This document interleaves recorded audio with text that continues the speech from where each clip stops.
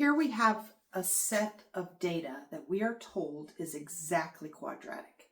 So if you were to do a quadratic regression on this set of data, you would get an r squared value of 1. In other words, the data fits the quadratic function perfectly.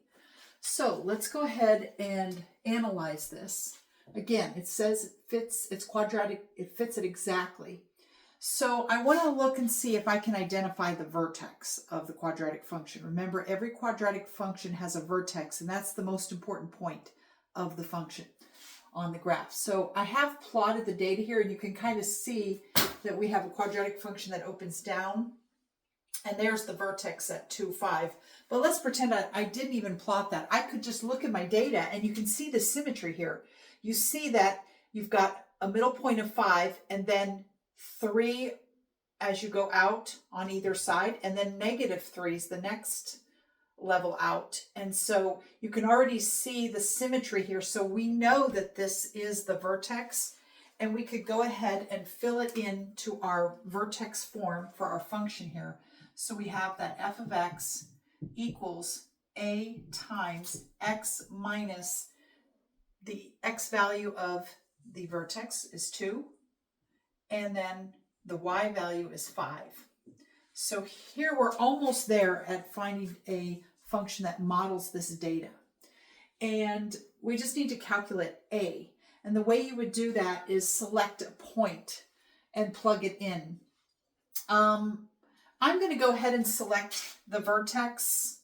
Well, you don't want to, you don't want to select the vertex. I was going to say make it easy, but that doesn't help you, because then if you plug in 2, then this becomes 0 and your a will be gone and you won't be able to solve for a. So don't select the vertex. Let's just pick 0, -3. So y equals 0. So that's f of x is y, right? So I'm going to plug in y is 0 on the left-hand side of the equation. We don't know a, and then I'm going to plug in, actually, let's do something easier than that. Sorry, kind of. Let's do 3, because if I plug in 3, I get 3 minus 2 is 1, 1 squared is 1, and that just leaves me with a. So let's do this point. You can pick any point you want except the vertex, but I'm going to pick 3, 3. So y is 3, so that will be here for y, or f of x. And then I plug in 3, so it becomes 3 minus 2 squared plus 5. And now this is 3 minus 2 is 1, 1 squared is 1, 1 times a is a. And now you can see, in order for this statement to be true, a has to be -2, right? And we expect a to be negative because our parabola opens down. And so we expect a to be negative. So this, and it's tall and skinny.